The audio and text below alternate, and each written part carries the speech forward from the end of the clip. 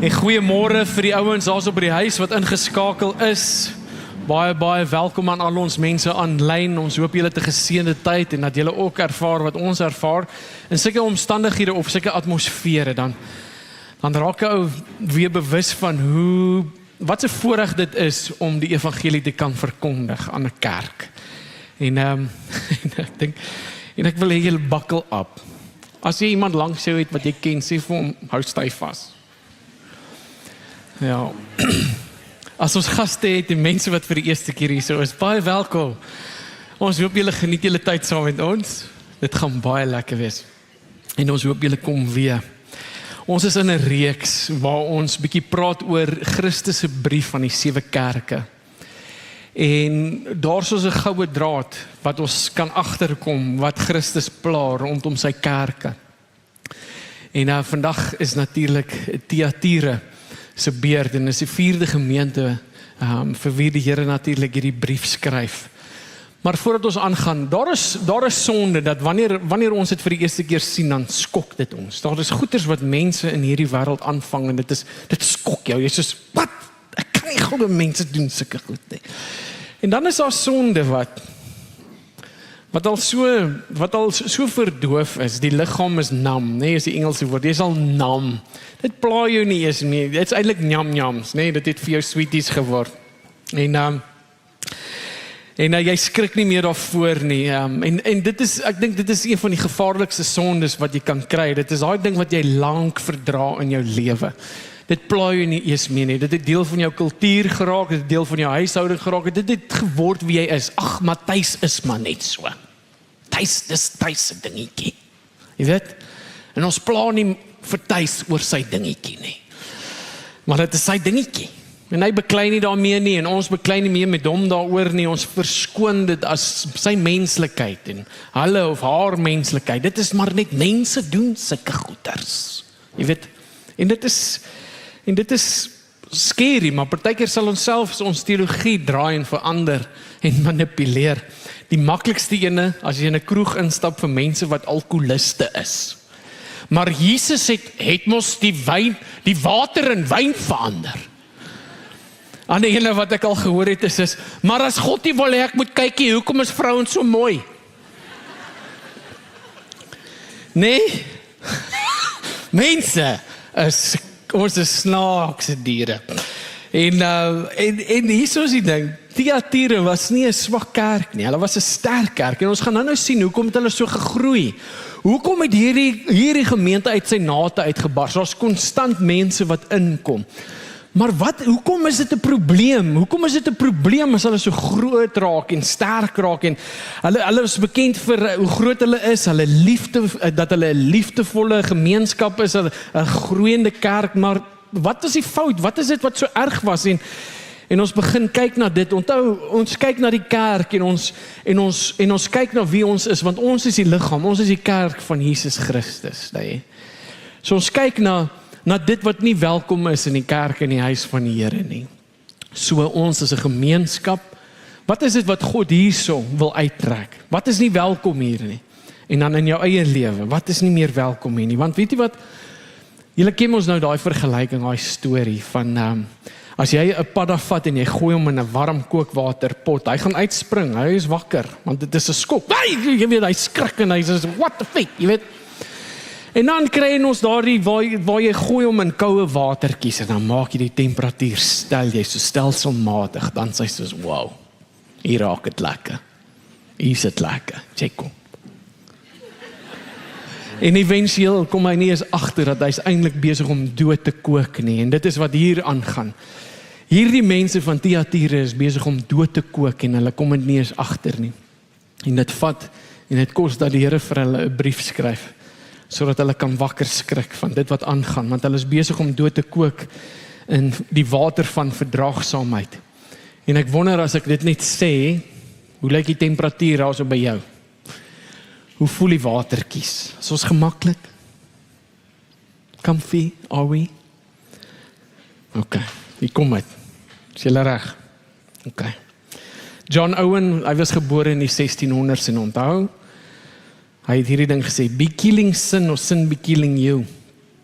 En so met dit in gedagte, kom ons tackle Openbaring hoofstuk 2 vers 18. Hy skryf aan die engel van die gemeente van Thyatira. Dit is die seun van God, wat oë het soos 'n vuurvlam en voete soos blink koper. Nou wat hulle gedoen het daarso in daai area, in daai omgewing, hulle het koper gemyn. Daar was purper en hulle het allerhande ander goedjies ook, jy weet, ontgin en sulke dingetjies, maar koper was een van die dinge wat hulle daarso in daardie omgewing ontgin het. En daarom verwys dit na Jesus se voete, wat lyk soos blink koper. Nou Jesus stel homself weer bekend as die seun van God en hy herinner ons en die kerk aan sy goddelike gesag. Dit is belangrik om te verstaan en weet dat hy is die gesag van die kerk. Hy is die hoof van elke mens. En daarom kan ons nie maak en doen en lewe soos ons wil nie. Ons is onder sy gesag. As ons sy redding en sy genade en verlossing wil hê, dan moet ons ook onder sy heerskappy inval. So ons kan hom nie net hê as saligmaker en as 'n saligmaker nie of verlosser nie, hy is ook ons Heer nie. So en as jy die een verskoon, jy kan nie die twee skei nie. So hy's nie saligmaker en maar hy's nie jou Heer nie. As hy nie jou Heer is nie, is hy nie jou saligmaker nie. So ons soek ons wat ons wil hê. Ons soek ons broodjies aan twee kante gebotter. Ons soek nee, gee vir my die genade Jesus. Maar moenie vir my sê wat om te doen nie. Niemand sê vir my nie. Ja, en dit is wat, die oor soos vuur beteken, hy kyk ons na die motiewe. Ons het nou gesien in die ander kerk hoe hy kyk, hy's intens in sy kyk. Hy kyk deur ons harte, deur alles, en hy kyk reguit na die motiewe toe, en weet wat's agter die masker, weet wat's agter dit wat jy besluit het om te doen. Hy weet presies, maar die blinkkoper praat vir hom as 'n heilige regter, 'n regverdige regter wat in die kerk instap en omdat hy so heilig is, omdat hy so goed is, kom hy deur die skrif natuurlik en waar hy trap openbaar hy sonde en hy gaan van dit ontslaa raak. So onthou, oordeel begin nie by die wêreld nie. Die probleem is nie nou die wêreld nie. Die probleem is die kerk wat nog in die wêreld is. En dit het God hou nie daarvan nie. So ons gaan kyk na Hebreërs 4 vers 13 wat hy sê, en daar is geen skepsel onsigbaar voor hom nie, maar alles is oop en bloot voor die oë van hom, met wie ons te doen het. Alles is voor hom, alles, elke besluit, elke keuse, elke geheime ding, elke ding wat jy weggesteek het, alles is verskuil. Maar God sien alles raak. Met ander woorde, jy kan mense flous met jou godsdiens en jou prys die Here en nou halleluja. En kom ons gaan kerk, jy kan mense flous. Jy kan jou huweliksmaat flous. Jy kan ons as 'n kerk flous. Jy kan jou selgroep flous. Jy kan flous soveel soos wat jy wil. Maar daardie vlam kyk reg deur dit alles en sien wie jy werklik is. En hy kyk nie om te vernietig nie. Hy kyk nou om te genees. Met ander woorde, hierdie tugting van die Here, hierdie ernstige woord. En ek het agtergekom, ek het gedag hierdie 7 kerke, dit gaan lekker wees. Vir wie dit begin spaar raak. Hy sê vir Sondag, sê ek weet nie of ek kan sien vir hierdie Sondag nie. Nee, dit het diep geraak. Jy sê ek dink ons gaan lekker sien wat het hulle als fout gemaak. Meanwhile is die balk so groot in my eie oog. En dit is wat ons sien, en dit is die toestand, dit is hoe ver ons van die punt af is, dat ons het nodig om hierdie goeders te hoor, om weer omtrek te kom. En so, Jesus se woord is die swaard, maar jy moet verstaan, vir ons wat kinders, wat wedergebore is hierdie swaard, lyk op hierdie stadium nog soos 'n klein skelpel. Ons het 'n paar mense wat operasies doen, dokters en spesialiste, en hulle gebruik daardie klein messie om kankergewasse uit te sny, om dit uit te sny wat jou besig is, of wat besig is om jou te vernietig. En dit is presies wat hier gebeur. God is besig om met daardie klein mes kankergewasse uit te sny, oorsake van siekte en lyding en seerkry en sonde. Hy's besig om dit uit te sny met hierdie klein messie. Maar hierdie klein mes op die dag van oordeel is 'n groot swaard wat getrek is. En jy wil nie teenoor daardie swaard staan nie. So ons ontvang maar die klein messie, sodat ons daai nie hoef te ontmoet nie. Openbaring 2 vers 19. Ek ken jou werke, jou liefde, jou diens en jou geloof en jou lydsaamheid. En jou laaste werke meer as die eerste. Met ander woorde, daar is baie aktiwiteit. Daar is selgroepies, daar is bid vir een, daar is besoek daarin, daar is kom ons fondsel geld in vir hierdie situasie. Daar is al hierdie goeders, daar is ons 'n liefde, daar is diens, daar is geloof, daar is lydsaamheid. En hulle werke is besig om groter en meer te raak as die eerste een. En wat is fout met dit? Dit klink soos 'n indrukwekkende kerk, dit klink soos 'n kerk wat ek sal graag wil van deel raak. Maar die ding is tussen al hierdie groei in aktiwiteit, krimpeer hulle in heiligheid en hulle kom dit nie agter nie. The greatest threat to the church is not outside opposition, but internal compromise. Aktiwiteit vir God beteken nooit goedkeuring om ongehoorsaam teenoor God te wees nie. En partykeer is dit wat ons doen, ons het soveel aktiwiteite en ons doen soveel dinge vir die Here, maar in die proses is ons ongehoorsaam teenoor die eerste instruksie. Teenoor dit wat hy al vir ons gesê het en aan ons geopenbaar het. En daarom sien jy, daar kom verleiding deur normalisering. Openbaring 2 vers 20. Maar ek het 'n paar dinge teen jou.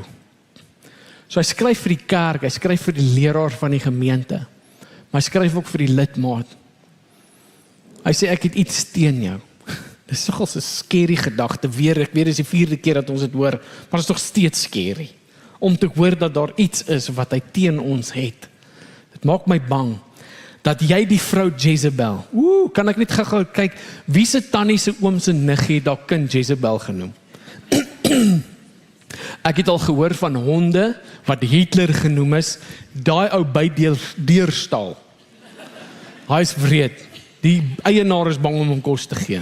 Hierdie is Hitler, sy is oulik. Yes, back up, ja. Hoe doen jy dit? Presies, as 'n negatiewe konneksie. Niemand noem hulle kind Jezebel nie, okay? Is vreeslik. Ja man, stop dit. En weet jy wat het ons ook gedoen, nee? Ek moet buig, as 'n jong pastoortjie, sit ons in wat het hulle, pastors meetings het hulle genoem. En dan sit ons daar, dan sal hulle vrouens in die gemeente bespreek, maar die vrou het net 'n sterk opinie oor ietsie. En dan het hulle ook altyd Jezebels genoem. Oh, she's a Jezebel. Sy sê Jezebel. Maar weet jy wat was dit gewees? Sy het 'n sterk oortuiging gehad dat jy 'n klomp twak praat. En sy was reg gewees. Jy is net nie mans genoeg om dit te herken nie. Weet jy, ek is geleer, jy praat nie met jy sê nie vir 'n ou na die tyd, ek stem nou nie lekker saam met wat jy daar gesê het nie. Jy het maar als ingesluk. Maar die vrou, of hierdie spesifieke geleentheid waar ek betrokke was, het ek die vrou, ek was bewus van haar, dat sy was geneig om 'n sterk opinie rondom sekere dinge te hê. En weet jy wat het ek agtergekom in daardie tyd? Maar ek het niks gesê nie, want jy mag niks sê nie. Sy maak 'n valid point. Ek dink sy's reg. En ek dink ons is almal verkeerd. Maar niemand wou dit erken het nie. So nou label ons haar, sy's 'n Jezebel. En wat het hulle gedoen? Hulle het altyd iemand anders die probleem gegee. Okay, Christo, sort daai uit. Jy weet, jy moet na haar toe gaan en vir haar man sê, hy's getroud met 'n Jezebel, ons moet haar vat vir bevryding. Nee, sulke goed, oh my, eintlik was sy reg geweest en almal was verkeerd. Maar in any case, die Here het 'n paar dinge teen hierdie kerk, Thyatira. Daar is 'n vrou wat besig is om te bedien in daardie gemeente, en sy noem haarself 'n profetes. Kom ons lees dit verder. Dat jy die vrou Jezebel, wat haarself 'n profetes noem, toelaat om te leer. Met ander woorde, sy is besig om daardie kerk toe te rus met 'n sekere lering. En my diensknegte te verlei. So hierdie lering van haar is besig om mense te laat twyfel in die oorspronklike konteks en woord en instruksie van die Here. En so is sy besig om die diensknegte van God te verlei, om te hoereer en afgodsoffervleis te eet. So dit is wat hierdie vrou besig is om te doen. Sy is besig om 'n sterk voet in die deur te kry en sy is al hoe meer bekend daarvoor om lerings te gee en sy raak die hoofleraar van die gemeente en so is dinge besig om sy te gaan, baie vinnig. Nou as die Here spesifiek, nou luister mooi, dit is nie dieselfde Jezebel van Agab nie, dit is iemand anderste. Ons weet nie wat hierdie vrou se naam is nie, ons weet net, dit is 'n vrou. En sy herinner die Here baie daaraan, aan Jezebel van die Ou Testament, 1 Konings hoofstuk 21. Nou vir ons om agter te kom, wat is spesifiek besig om hier skeef te loop, moet ons gaan kyk wie en wat hierdie vrou is van die Ou Testament, en wat het sy toegedoen, en wat is sy besig om te doen in hierdie tyd. Nou, Jezebel, as jy gaan kyk in Agab se tyd, sy het nie Israel vernietig deur geweld nie, sy het nie gekom en opgedag en gesê, kom ons fight nie. Sy het dit baie subtle gedoen. Onthou, sy is die prinses van 'n nasie wat in Baal glo. Hulle aanbid vir Baal en so kom sy en sy trou met 'n koning van Israel en sy naam is Agab en hy's 'n sleg hond. Hy is sleg. Okay, ek dink hy was nee, laat ek dit nie sê nie. Hy was nie goed nie. Okay? Dis 'n slegte ou. Die Bybel sê, in die geskiedenis van Israel was daar nog nooit 'n koning wat so lief was vir sonde nie. Yes, hierdie ou was 'n Jy het hom nie genooi na 'n Saterdag-braai nie. Okay. So wat hierdie vrou doen is sy normaliseer sonde, sy normaliseer sekere gedagtes en voorstelle. Sy maak asof dit natuurlik is en asof dit so moet wees. En so is jy besig, as hierdie vrou in die kerk staan en sy sê, thus says the Lord, dan probeer sy mense die hele tyd en aldag probeer sy mense oortuig dat hierdie is die wil van die Here, hierdie is die wil van die God en so is goddelike mense, diensknegte van die Here besig om te twyfel en dit wat hulle laas gehoor het by die ou, maar daai ou het gesê hierdie is die reg en sy kom en so, dit is wat Jezebel gedoen het. Jezebel het vir Agab so de mekaar gemaak dat hy het naderhand Baal aanbid. Hy het allerhande afgode in Israel en altaars en goeders opgerig vir hierdie valse gode en as jy wou bietjie as jy welvaart het jy hierdie een aanbid. As jy wou oorlog voer het jy die een aanbid. As jy nou baie water wil hê dan aanbid jy hierdie een. As jy hierdie dinge en so was daar deur die hele Israel al hierdie altare wat opgerig is waar jy dan kan gaan aanbid en saam met dit is daar tempelprostituie en daar is allerhande tradisies wat gevolg moet word en rituele wat gevolg moet word en offerhande wat gebring moet word en opgeoffer moet word. En so is Israel besig om eg te breek met God. Die Here God Jehovah, die Here God Yahweh. En hulle stap weg en draai hulle rug op die lewendige God. En so, jy moet verstaan, wanneer die Here verwys in onder die Nuwe Testament, binne in 'n Nuwe Testament kerk, verwys hy na 'n tipe van 'n gees wat besig is om te operate binne 'n kerk. Hy's besig om te verwys na 'n tipe van 'n lering wat besig is om van vooraf verkondig te word. Hy is besig om die kultuur van daardie kerk aan te spreek, want dit wat binne die kerk gebeur buite die kerk. En so sy vervang God subtly, stadig maar seker is sy besig om God te vervang met hierdie Baal-lering, hierdie aflering. Sien dit, sy vra nie dat jy Christus verwerp nie. Sy sê net, maak bietjie spasie. Maak net bietjie spasie vir nog iets anderste. En sy maak die waarheid stil. Jezebel het die profete van God, het sy vervolg en doodgemaak, soveel so dat Elia 'n depressie vang. Jy sê, daar is nou net ek hoor.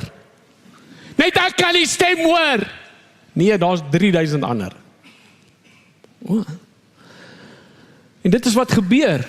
So in hierdie kerk is hierdie Jezebel of hierdie vrou wat onder die invloed van 'n Jezebel is, wat eintlik Jezebel verteenwoordig, kom sy en sy sê, luister, ek het 'n probleem met hierdie ou en hierdie vrou in die gemeente, want hulle is in opstand, hierdie ouens, these guys are resisting God.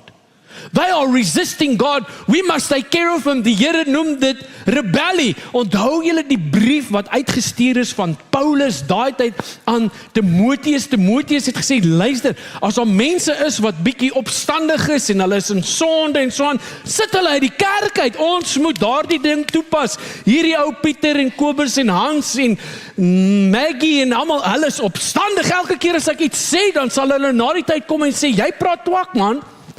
Hoe kan hulle teen die woord van die Here opstaan? Hoe kan hulle teenoor my fight? Ons moet van hierdie ouens ontslaa raak. So sy is besig om stadig, is hierdie vrou besig om in hierdie kerk, mense wat wedergebore is, stil te maak en te vervolg. Want sy het 'n agenda en 'n mandaat. Is 'n vrou wat byvoorbeeld in ons dag en eeu, en ons as moderne Christene, noem sy God se heiligheid, wat natuurlik ons standaard is. Onthou, Jesus Christus het gesterf en hy het gesê, bekeer julle. Bekeer julle van wat? Bekeer jou van jou eie dade, jou sondigheid, jou eie standaard. En ek roep jou deur genade, deur geloof in my, deur jouself te onderwerp aan my lering en my instruksies, deur te kyk en my na te boots, is ek jou besig om jou te roep na 'n standaard toe wat jy nooit sonder my kon bereik het nie. En hy gee vir ons die 2 gebooie.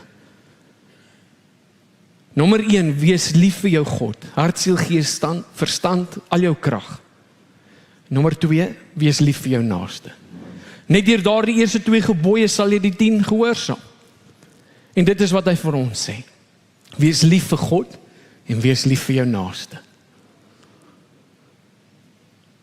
So sy kom en sy sê, die heiligheid van God is wetties. Dis wetties, dis so Ou Testament. Hierdie is 'n Nuwe Testament kerk. Hierdie brief is aan 'n Nuwe Testament gemeente. En sy sê, nee, luister, die heiligheid van God is te wetties, ons moet dit bietjie afbreek, maklik maak vir mense, en dan gaan sy en sy sê, waarheid is liefdeloos. Julle, dit is taal wat julle al gehoor het, dit is ou nuus vir julle. Waar ons op 'n plek gekom het in ons samelewing waar God se heilige standaard wettisme genoem word.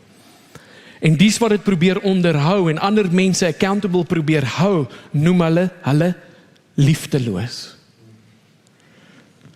Dis nie die waarheid nie, jy het geen liefde in jou hartjie nie.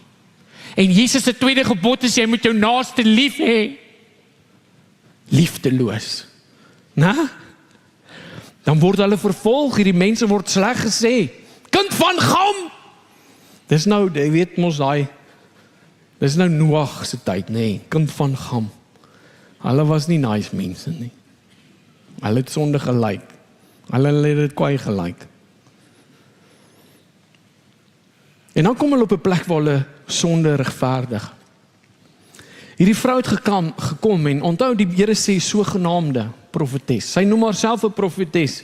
God, jy's nie 'n profeet nie. Jy's niks nie. Jy's van die pad af. Maar sy noem haarself 'n profeet en sy kom en sy gaan Sondag vir Sondag en Woensdae, wat ook al by elke samekoms kom hierdie vrou en sy sê, en die Here het gestraal. Luister gemeente. Onder die teenwoordigheid van die Here het ek 'n ervaring gehad. My tande het begin klap, ek dog het gaan chip. En sy gebruik godsdiens. En dit wat ons aan bekend is. Sy gebruik hierdie tradisies en maniere van ons. Om haar weg te kry. Om haar sin te kry. En sy sê die salwing was op haar en die Here het aan haar openbaar in die vorm van 'n mooi engel. En hy het al hierdie goeders kom openbaar en hy het hierdie gesê en hy het hierdie ding vir instruksies gegee en alles. Ons moet hierdie ding doen en almal wat daar gestaan het is soos, Jesus, ek het nog nooit 'n engel in my lewe gesien, hierdie vrou moet van die Here af wees. Dit moet reg wees. Die Here sê, ons moet ophou wettisties wees, ons is besig om die mense weg te stoot, ons is veronderstel om hulle in te bring, en ons gaan dit nooit doen deur liefdeloos te lyk en wettisties op te tree nie. Ons moet spasie maak dat hulle kan inkom, die nasies moet inkom, en ons roep hulle van die noorde tot die suide, die ooste tot die weste, ons roep hulle in. Yes, dit klink grand, ek like dit klink vir my soos 'n gebedsgroepie. Klomp intercessors wat by mekaar kom. En sy gebruik daardie maniere. En sy probeer daardeur haar profetes-status 'n indruk te skep op mense. En sy kry dit reg. Hierdie ouens koop alles wat sy sê, sluk alles in. Dis wat ons gaan doen. Ons gaan nou hierdie ding doen, okay? Ja, mamma.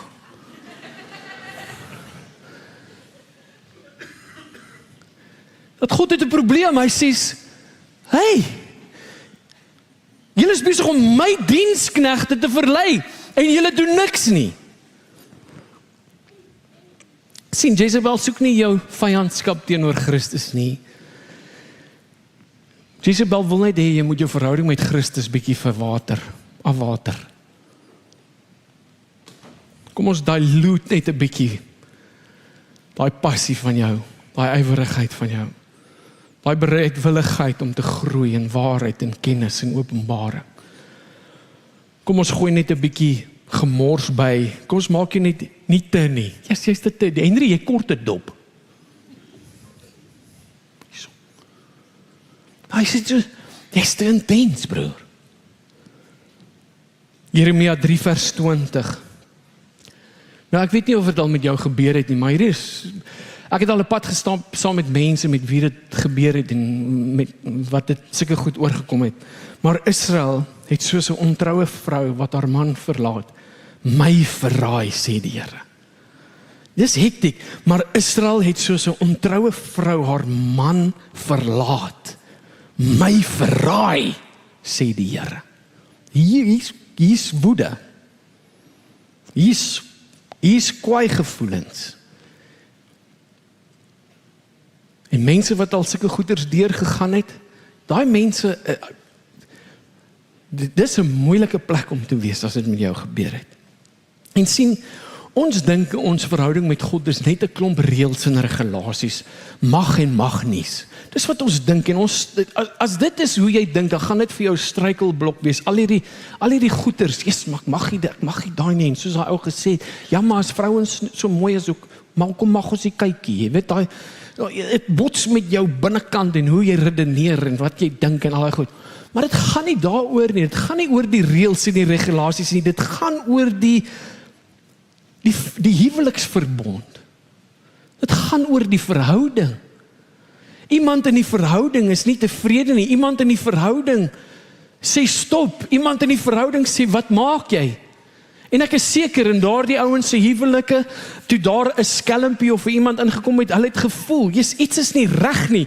My vrou kyk nie meer na my nie, my man kyk nie meer na my soos wat hy voorheen gedoen het nie. Ek voel ek is in die pad, ek voel ek irriteer jou die hele tyd.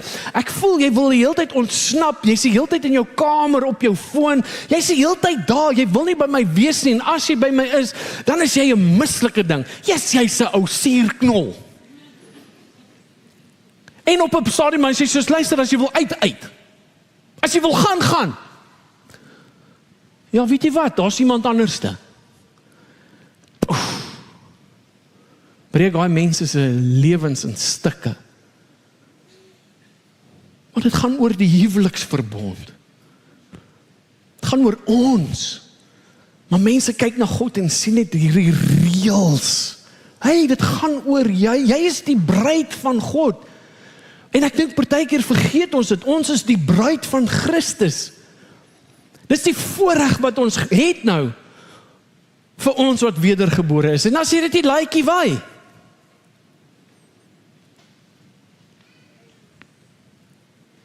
Want sien hierdie ding, Jezebel weet, dat dit wat jy nie nou konfronteer nie, gaan jy uiteindelik akkommodeer.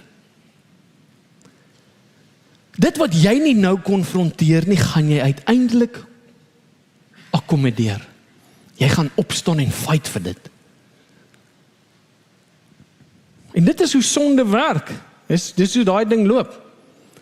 Sin is a sweet poison. It pleases for a moment, but it kills for eternity.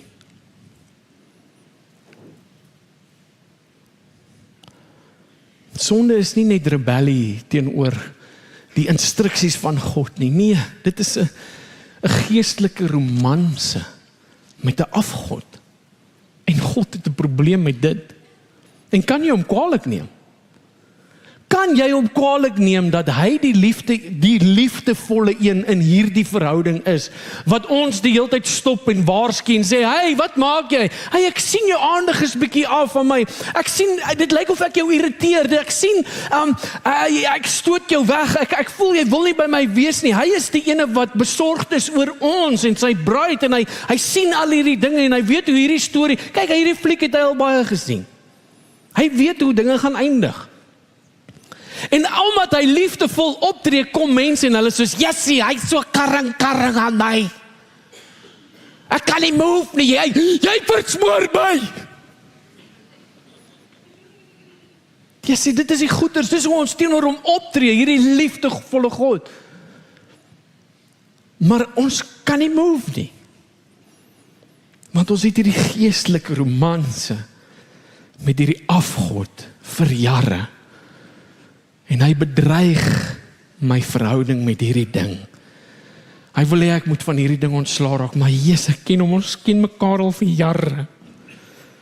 Greed, ek love jou. Ek ken hy, ons het 'n motto, genoeg is nie genoeg nie. Uit die heup uit. Yes, dis 'n lekker julle slogan, come on. Maak 'n prentjie.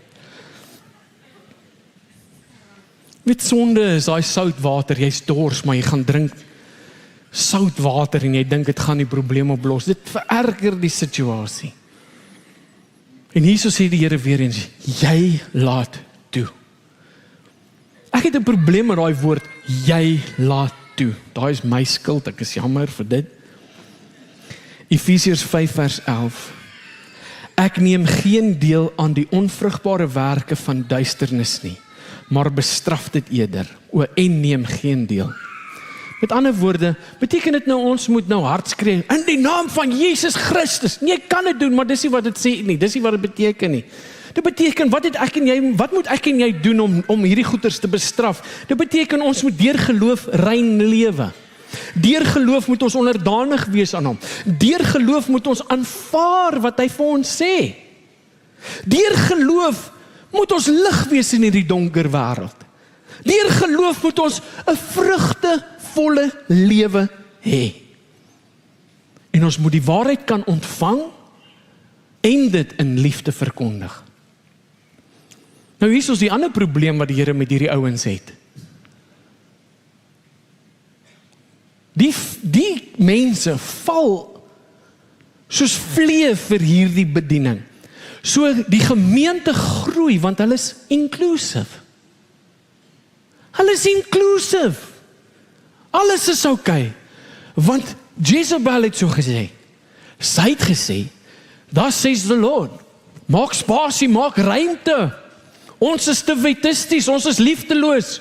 Ons moet begin groei in liefde. Ons moet meer hierdie doen en meer daai doen. Ons moet minder dit en ons moet minder dat. En hierdie is hoe die Here die nasies gaan bereik en sulke goeders. Maak spasie, maak spasie.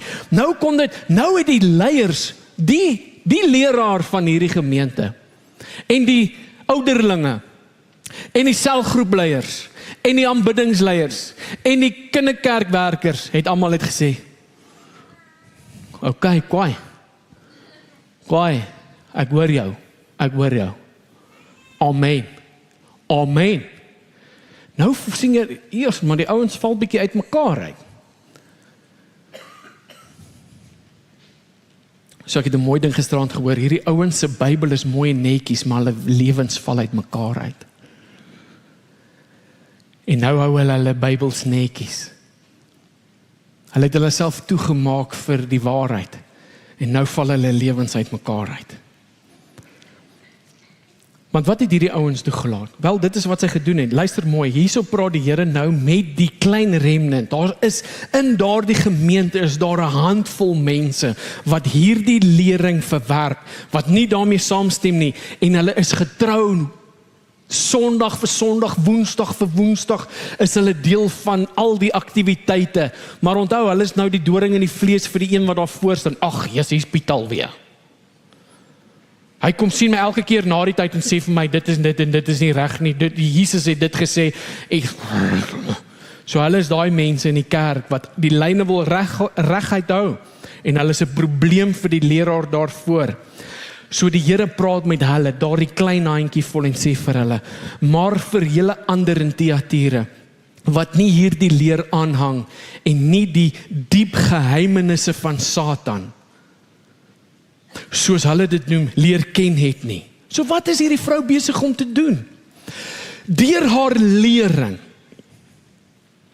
is sy besig om die diep geheimenisse van Satan aan mense bekend te maak. Wat sy sê is luister ouens, ons moet liefdevol wees teenoor almal, okay? Almal.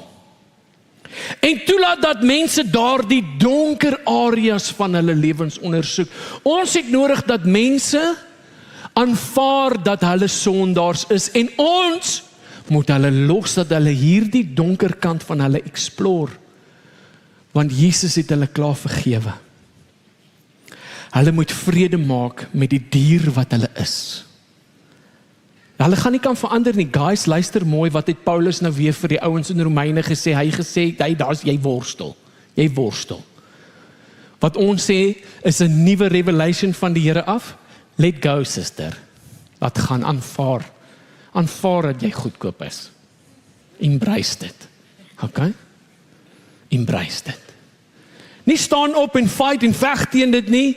Moenie dit aanvaar nie, moenie dit nie staan op en fight deur geloof nie. Dit is, ons gee oor. Ons gaan nou oorgee. Okay? Ons gaan nie hierdie druk plaas op hulle nie. Let it go. Kom ons almal sing Elsa se liedjie. Gert, let's go. Let it go. Op repeat. It's like die chorus. Nee, luister. Ons moet liefdevol teenoor almal wees en toelaat dat almal daardie donker areas van hulle lewens ondersoek, want jy is reeds vergewe en gee niemand aanstoot nie. Moenie mense konfronteer nie, Piet. Moenie mense konfronteer nie. Jy stoot weg, jy gee aanstoot.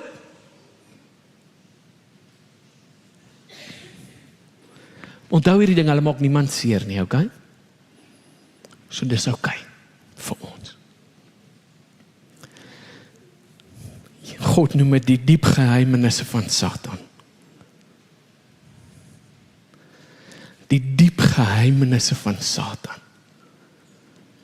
En dis hoekom ek wil jou vra, ek gaan net vir 'n oomblik pause. Maar dink gou, mense wat jy ken, jou eie huis,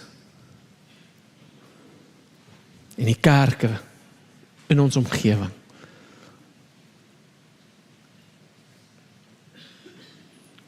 Sing jy vir Jezebel?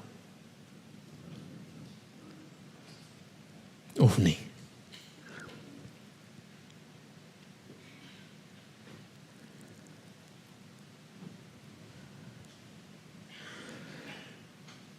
Hierdie kerk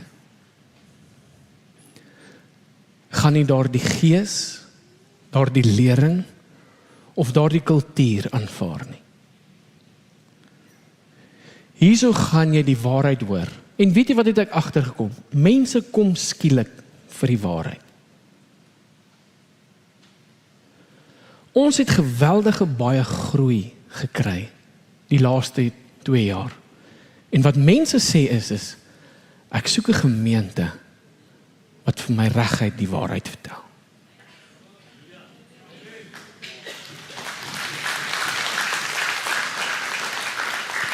En weer eens wil ek jou herinner, ons is lief vir die manifestasies van die Heilige Gees. Maar ek voel 'n herlewing wat kom. En dit gaan 'n herlewing van heiligheid wees.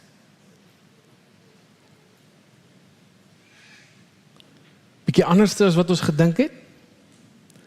Maar Maar as ek hierdie kerke sien, dan sien ek, daar is 'n goue draad wat God kommunikeer.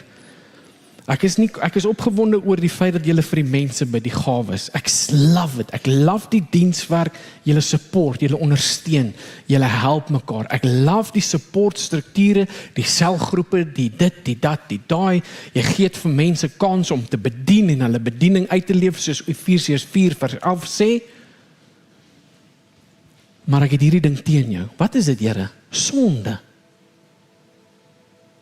Here, maar jy dan nou vir sonde die prys betaal. Ons moet nou praat oor ons identiteit en ons krag en ons gesag en ons moet nou praat oor die gifts of the Spirit.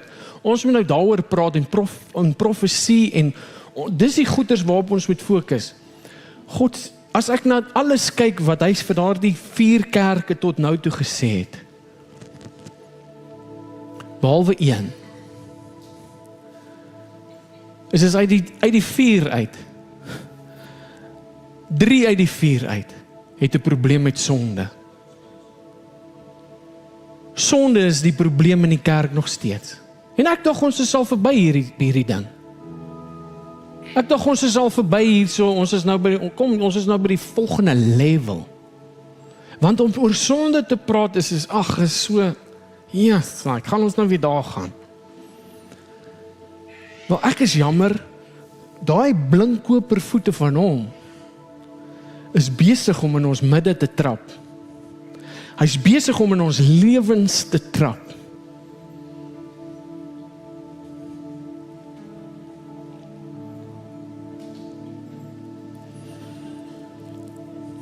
Jezebel, jy gaan nie hier opreik nie.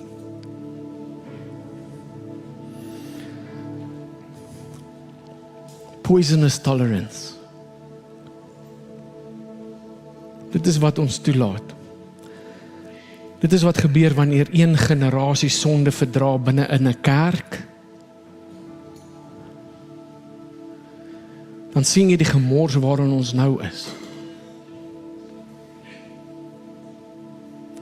Want iemand het dit getolereer. En nou het ons leraars wat nie moet leer nie. Ons het mense wat kerke lei wat nie nou moet kerke lei nie. Hulle moet bekeer en repent en terugdraai. Ons het ouens wat voorsitters is van kerke, skole en allerlei goed wat moet repent en bekeer. Want wat jy nie nou as 'n generasie tolereer nie, gaan die volgende ouens seëvier en hulle gaan dit beskerm. Hulle gaan dit sien as normaal, as reg, as goedgekeur. Want my pa het niks gesê nie. So ons gaan, net soos hierso, as die leierskap van hierdie gemeente nie sekere goeie sê en strepe trek nie, gaan julle dit embrace, wat ook al daardie lering is wat in die wêreld aangaan. En so ons verantwoordelik is, hy het saam met ons ouderlinge, is om daardie goeders te identifiseer, onder mekaar se aandag te bring en te sê, luister, wanneer gaan ons bietjie oor hierdie ding praat, want hierdie is besig om 'n groot stroom te word in kerke. Wat sê die Here? En ons gaan na die skrif toe gaan. En ons gaan hierdie goeders identifiseer en ons gaan sê, hierdie is Biliam. Hierdie is Jezebel. Of hierdie is die Here. En dit is jou verantwoordelikheid ook. Maar luister nou hierso. Maar wat gebeur met jou? Jy wat nou vasgevang is in sonde, jy wat sukkel met sonde, beteken dit nou, jy gaan nou hel toe. Jy is nou eintlik nie gered nie. Want jy het 'n liefde vir God, maar jy sukkel met hierdie ding in jou lewe, jy kry net die oorwinning oor dit nie. Wel, kom ek sê vir jou so, hoe ons identifiseer wie 'n gelowige en nie 'n gelowige is nie. Wel, hier is die gelowiges, jy's nooit gemaklik nie. Jy is die heeltyd, is jy on edge. Jy slaap nie lekker nie.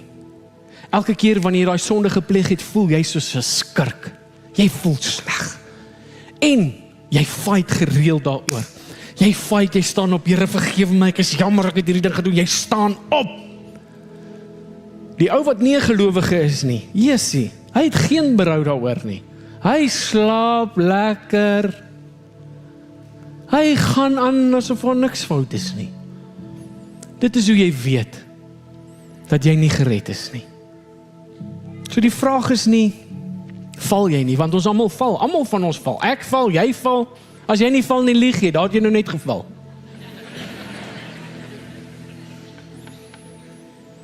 Die ding is, bly jy waar jy geval het. Bly jy daar lê, waar jy geval het. Want dit is die challenge en die uitdaging. Nou luister gou mooi, en ek moet hierdie ding sê, maar ons eindig met 'n bloedneus. Is julle okay vir dit? Dankie, julle is lief vir waarheid, dis hoekom julle hier is. Openbaring 2 vers 21, lees saam met my. Ek het haar kans gegee om haar te bekeer, maar sy wil haar nie van haar onsedelikheid bekeer nie. Kyk, ek gee vir haar 'n siekbed oor. Luister gou mooi. Ek het groot geword toe ek tot bekering gekom het. God maak ons nie siek nie. Wat lees jy daar? Onthou nou hierdie ding. Hierdie is nie die persoon Jezebel nie, dit is iemand wat hierdie goeters verkondig. Dis iemand met hierdie gesindheid, wat onder hierdie gees operate, wat hierdie lering verkondig, en wat invloed het op kultuur, van plekke, kerke, mense, gesinne, is iemand wat jy het invloed in mense se lewens. Daardie persoon met hierdie lering word 'n Jezebel genoem in God se oë. Dit is nie die sterk vroukie met 'n sterk opinie nie. Namens die kerk vra ek verskoning vir elke vrou, sterk vrou met 'n goddelike opinie. God bless you. Mans, jy kan 'n Jezebel wees. Ek gee haar aan 'n siekbed oor. Hoekom 'n siekbed? Want die bed wat sy gebruik om mense te lei om te horeer, is die bed wat God gaan gebruik om haar te judge. Hierdie skrif sê God gaan mense siek maak. Nie net in die tyd na die dood nie, nie net in die hel nie, nie net daarso nie, gaan jy 'n bed kry in die hel en nou allerhande goed gaan daar gebeur met jou nie. Nee. Hierdie skrif sê, as ek moet, dat as ek mense op 'n plek moet kry waar hulle bekeer, sal my tigting lyk soos wat dit lyk. En ek en jy het nie 'n sê nie. Ek en jy het nie 'n sê hoe daardie tigting gaan lyk nie. Hierso kom die tigting op hierdie manier. As sy nie haar stopstreke gaan stop nie, gaan ek haar oorgee aan 'n siekbed. Hy gaan verder, hy stop nie net daar nie. Hy sê, en die mense wat met haar oorspel pleeg, dis nou die mense wat ja en amen en hande klap elke keer as sy ietsie sê. Wat opgewonde raak en sê, ja, julle almal is toe van die pad af, het jy nie gehoor wat sê die profetes nie? Swaar lyding. Ek wil gou net weer hierdie ding sê. Moenie God se geduld verwar met God se goedkeuring nie. Moenie God se geduld verwar met God se goedkeuring nie. Hier staan dit, julle, dis in die Nuwe Testament, hier is nie Ou Testament nie, dit het my geskit. Dit het my bietjie geestelike raamwerk en strukture in sy chops ingetrap. God het met daai blink bronsvoete van hom gekom en gesê, jy het gedink, ek kan nie. Ek sal, om iemand se lewe te red, I'll do whatever I have to do. Hoeveel mense ken jy wat by die dood omgedraai het, en was dit nie vir daardie ervaring nie, het hulle nooit bekeer nie? Is hier sulke mense miskien hier vandag, wat so tot bekering gekom het, dankie. Swaar lyding, Here, ek verstaan nie, hoekom ek aanslag op aanslag, op verlies, op verlies, op verlies, op verlies, op verlies. Ek verloor die hele tyd, ek verloor. Toe kom jy tot bekering.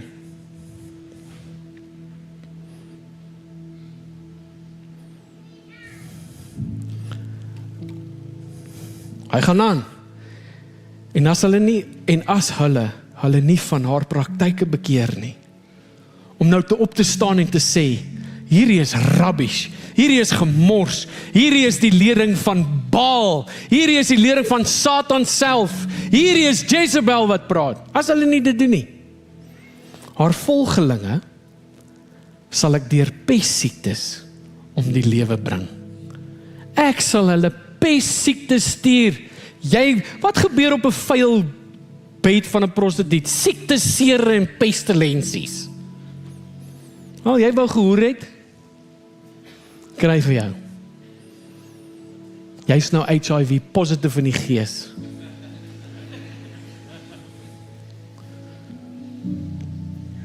Dit is hektiek, julle. En dit is besig om ons te gebeur. Hierdie ouens is voorsitters van skole. Hulle is by jou werk. Hulle is in jou familie. Hulle is deel van jou gesin. Hulle is Jezebel. En as hulle nie bekeer nie,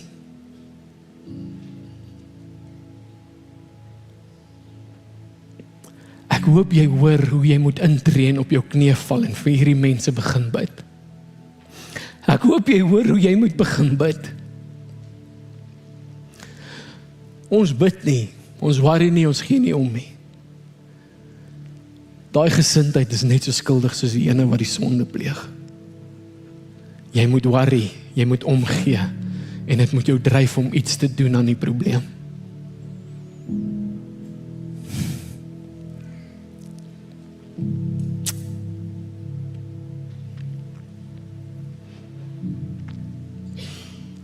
Kan die bedieningsspan asseblief vorentoe kom?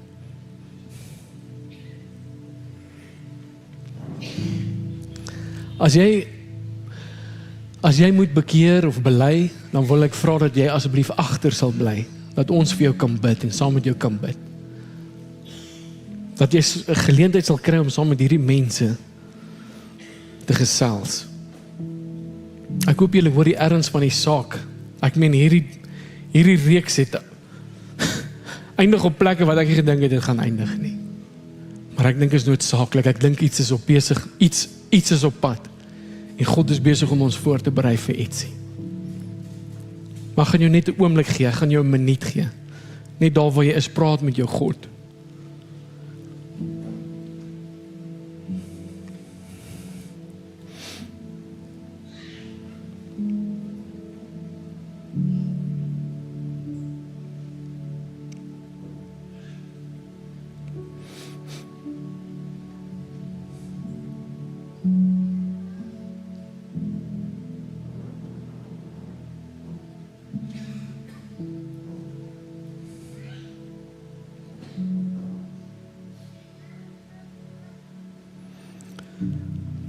Here God, U oë is soos vuur en niks is vir U verborge nie.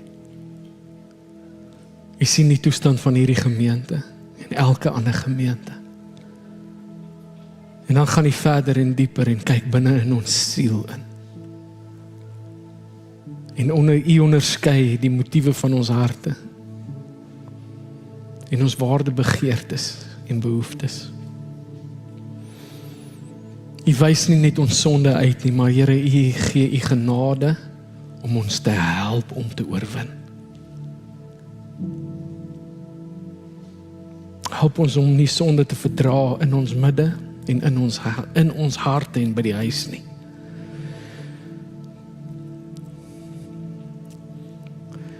Breek daardie invloed van Jezebel oor die kerk en oor ons lewens. Ons bid Here dat U vir ons 'n aptyd sal gee, smaak sal gee vir lewe en waarheid. En dat ons onmiddellik afgesit sal word vir sonde. Mag ons radikaal honger word vir dit wat U voor honger is. En Here, ons het 'n probleem. Ons sien nie nog steeds nie as ons grootste skat nie. Ons doen nie. Daar's sulke oomblikke waar ons dit raak sien. Maar dit is nie die oortuiging van ons lewens, ons leefstyl of ons harte nie. Daar's ander goeders wat konstant belangriker raak. Ek bid dat U sal help, Heilige Gees. Want hy is die blindmôre ster. En hy beloof vir ons sy beste. Homself. Dit is wat U vir ons aanbied. Nie dit of dat nie, maar U self. Help ons om daar opgewonde te raak oor daardie stelling, oor daardie vers in die Bybel. Want ons sien dit nie raak nie.